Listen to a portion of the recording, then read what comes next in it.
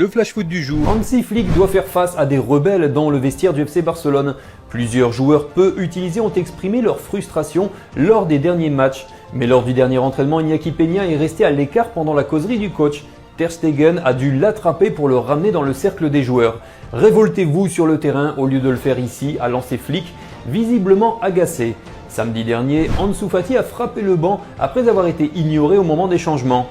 Quant à Hector Fort, il a ostensiblement évité l'accolade du coach après la victoire. Ces gestes isolés tranchent avec l'unité affichée par l'équipe lors des mois précédents. Manchester United vire encore 200 salariés de plus. Le club traverse une double crise sportive et financière. Après plus de 300 millions d'euros de pertes en 5 ans, il a enclenché une vaste opération de réduction des dépenses. En juillet dernier, 250 salariés ont été licenciés et cela recommence puisque récemment 200 autres ont été remerciés, portant le total à 450 départs. Le club qui emploie le plus de personnes en Premier League fait face à de sévères critiques. Le propriétaire, récemment entré au capital, souhaite restructurer en profondeur pour éviter que la spirale ne s'aggrave. Kuzanov a disparu des radars. Recruté pour 40 millions d'euros plus 10 millions en bonus, Kuzanov vit en ce moment un cauchemar à City. Après des débuts compliqués face à Chelsea où il est impliqué dans un but encaissé, il a été titularisé à 5 reprises avant de disparaître totalement depuis le 15 mars. Ni dans le 11, ni sur le banc, le défenseur de 20 ans est aujourd'hui écarté malgré les difficultés défensives de l'équipe. Cela profite indirectement à Nico O'Reilly. Il aide beaucoup et marque en plus à justifier Guardiola. Le jeune anglais occupe le poste de latéral gauche et ce repositionnement a permis à Vardiol de revenir dans l'axe et pousser Kuzanov hors du 11. Jamie Vardy a honte après la relégation. Je ne sais même plus quoi dire, aucun mot ne pourra exprimer ma colère et ma tristesse face à la façon dont cette saison s'est déroulée, a-t-il expliqué. Il n'y a aucune excuse.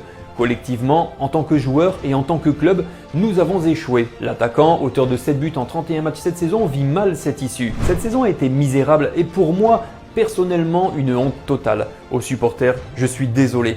Désolé de ne pas avoir été à la hauteur et désolé de terminer la saison 2025 sur un tel scénario de merde. Luis Figo tente de rassurer Mbappé concernant les sifflets. Une scène qui n'a pas surpris Luis Figo. Les supporters du Real ont sifflé tout le monde.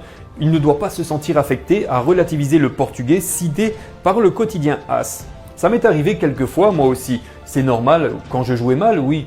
Ce n'est pas la première fois que le public madrilène manifeste son agacement envers la star tricolore, souvent critiqué pour ses performances jugées en deçà des attentes lors des grands rendez-vous. Nico Paz veut jouer avec Yamal. Pour moi, il fait partie des meilleurs du monde et vu son âge, j'adorerais jouer avec lui, a-t-il déclaré. Passé par le Real Madrid, il est revenu sur son parcours. J'ai eu la chance de jouer avec Vinicius et Bellingham, mais ce changement en Italie, bien que difficile, a été très beau, a-t-il conclu. En août, il a été transféré dans l'équipe entraînée par Fabregas où il s'est rapidement imposé. À 19 ans, le jeune milieu offensif est devenu l'un des symboles de cette équipe ambitieuse de Como. L'avenir d'Angel Di Maria au Benfica est incertain. Arrivé avec enthousiasme l'été dernier, l'Argentin de 37 ans a enchaîné les blessures cette saison. En 2025, il en est déjà à sa 3e absence avec 11 matchs manqués. Selon le média portugais Abola, la prolongation se complique. Malgré son importance sur le terrain, son salaire annuel de 4 millions d'euros devient difficile à justifier pour le club lisboète. Le Benfica n'exclut pas une séparation à la fin de la saison, mais souhaite avant tout le conserver pour le mondial des clubs où sa présence est jugée importante.